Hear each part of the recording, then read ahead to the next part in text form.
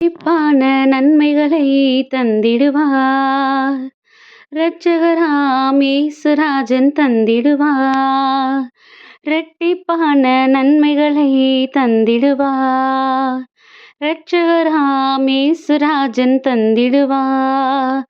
நாம் எதிர்பார்த்திடும் எல்லா நன்மைகளும் நாம் எதிர்பார்த்திடும் எல்லா நன்மைகளும் இருமடங்காய் இன்றை தந்திடுவார். இருமடங்காய் இன்றை தந்திடுவார். ஹalleluya ஹalleluya ஹோசன்னா. ஆர்ப்பரிப்போமாக மகிழ்வோம் ஓசன்னா. ஹalleluya ஹalleluya ஓசன்னா. ஆர்ப்பரிப்போமாக மகிழ்வோம் ஓசன்னா. ஹாய் குட்டீஸ், எல்லாரும் எப்படி இருக்கிறீங்க? நல்லா இருக்கீங்களா? ஹாப்பியாக இருக்கீங்களா?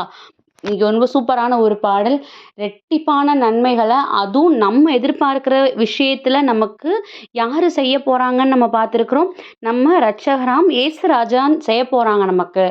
ஏன் அதை ரெட்டிப்பான நன்மைகள் நம்ம எதிர்பார்த்துருக்கிற நன்மைகளை நம்மளே செஞ்சுக்கலாமே, நமக்கு நம்மளே செஞ்சுக்க முடியாதா?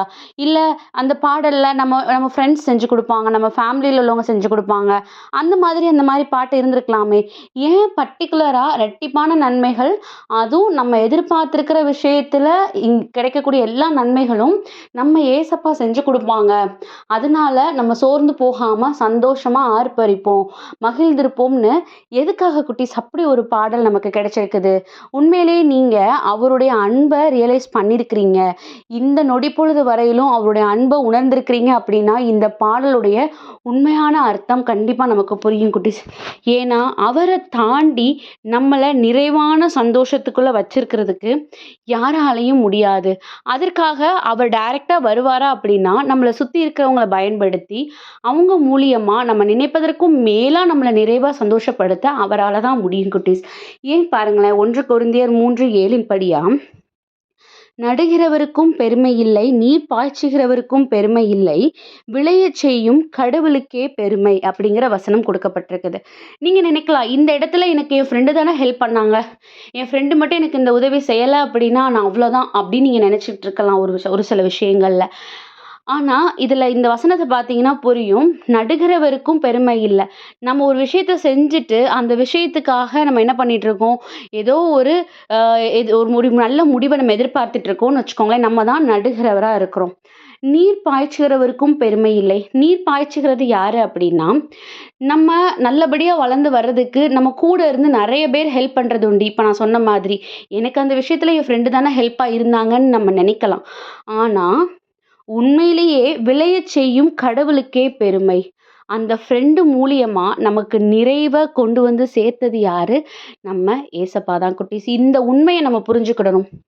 எப்பயுமே நமக்கு ஆசீர்வாதம் கிடைக்கும்போது நம்மளை சுற்றி இருக்கிற மனிதர்களை நம்ம ப்ரைஸ் பண்ணுறோம். இல்லை எனக்கு இந்த டேலண்ட் இருந்ததுனால எனக்கு இது கிடைச்சிச்சுன்னு நம்மளோட டேலண்ட்ஸை நம்ம என்ன பண்ணிக்கிறோம், நம்ம பெருமையாக நினச்சிக்கிறோம். ஆனால் இது எதுவுமே பெருமை கிடையாது. இதை நமக்கு கொடுத்து அதை நம்ம செய்வதற்கான ஆசீர்வாதத்தை நம்ம கூடவே இருந்து நமக்கு செஞ்சு கொடுக்குற ஏசப்பாவுக்கு தான் முழு பெருமையும் அதற்கான உரிமையும் இருக்குங்கிறத நம்ம புரிஞ்சுக்கிடணும். நம்ம புரிஞ்சுக்கிட்டா மட்டும்தான் நம்ம கூட இருக்கிற ஒவ்வொருத்தவங்களுக்கும் அந்த உண்மையை நம்ம எடுத்து சொல்ல முடியும். ஸோ நம்மளுடைய அந்த ஃபஸ்ட்டு அந்த சர்க்கிளில் ஏசப்பா தான் நம்ம கூட இருக்கணும். நமக்கான எல்லா சூழ்நிலைகளையும் எப்படி நிறைவை கொண்டுட்டு வரணுங்கிறத டிசைட் பண்ணுறதே ஏசப்பா தான். அதற்காக தான் அவர் நம்மளை சுற்றி இருக்கிறவங்க ஒவ்வொருத்தவங்களையும் அந்தந்த விதங்கள் என்ன பண்ணிக்கிறாரு, யூஸ் பண்ணிக்கிறாரு. ஆனால் நம்ம என்ன பண்ணிக்கிறோம், நம்மளை சுற்றி இருக்கவங்க தான் எல்லாமே. ஏசப்பா எங்கேயோ ஒரு இடத்துல இருக்கிறாங்க, நம்ம அவங்கள்ட்ட ப்ரேயர் பண்ணுறோம், அவ்வளோதான் நம்ம நினச்சிட்டு கடவுளுக்கும் ஏசப்பாவுக்கும் நம்ம ஏதோ ஒரு இடத்த கொடுக்குறோம். ஆனால் எப்பயும் கடவுளுக்கும் ஏசப்பாவுக்கும் நம்ம ஃபஸ்ட்டு ப்ரையாரிட்டி எப்போ கொடுக்க ஆரம்பிக்கிறோமோ நம்ம லைஃப்பில் நம்ம எதிர்பார்க்கறதுக்கும் மேலே நிறைவான நன்மைகளை அவர் கண்டிப்பாக நமக்கு உருவாக்கி கொடுப்பாரு. ஸோ அதை தான் இந்த நாளே நம்ம பாடலாகவும் பார்த்துருக்குறோம், நம்ம வசனமாகவும் பார்த்துருக்குறோம். ஸோ நம்ம சின்ன சின்ன தவறுகள் பண்ணியிருந்திருக்கலாம். நம்ம இந்த நாளில் ஏசப்பட சொல்லுவோம், ஏசப்பா எனக்கு இந்த விஷயத்தை நீங்கள் எனக்கு செஞ்சு கொடுத்ததுக்காக நன்றி, உம்மால் நன்றி, எனக்கு இது கிடைச்சிருக்காது, உம்முடைய சித்தத்தின்படி தான் நான் இதை பெற்றுக்கொண்டேன்னு அவர் நமக்கு செய்த நன்மைகளை நம்ம உறுதிப்படுத்தி, அவருக்கு சாட்சியா நம்ம நிற்க எப்ப தயாராகுறோமோ, கண்டிப்பா அவர் நம்ம லைஃப்ல இன்னும் அதிக அதிகமா நம்ம நினைப்பதற்கும் மேலான காரியங்கள நமக்கு உடனிருந்து நம்மள என்ன பண்ணுவாரு? பலப்படுத்துவாரு. ஸோ அதுக்காக ஏசப்பாட்ட ஒப்பு கொடுத்து ப்ரேயர் பண்ணுவோமா? அன்பான ஆண்டவரே, இந்த நேரத்திற்காக நன்றி அப்பா, தகப்பனே. எங்க லைஃப்ல நடக்கிற ஒவ்வொரு விஷயத்துக்கும் எங்களுக்கும் எந்த ஒரு கனெக்ஷனும் கிடையாது டாடி. எல்லாமே உம்முடைய சித்தத்தின்படியா நடக்குது. அப்படியாய் நீர் எங்கள முழுவதுமா தெரிந்து கொண்டு எங்களை இம்மட்டுமாய் வழிநடத்தி வர்றதுக்காக நன்றி. இனியும் கூட எங்களுடைய ஒவ்வொரு செயல்கள்லையும் உம்முடைய பிரசன்ஸ் இருந்து நீர் தலையிட்டு அந்த விஷயத்தை முடிச்சு கொடுக்கும்படியா, எங்களோடு உடன் இருக்கும்படியா உமது கரங்கள்ல ஒப்புக் கொடுக்கிறோம். ஆமென்.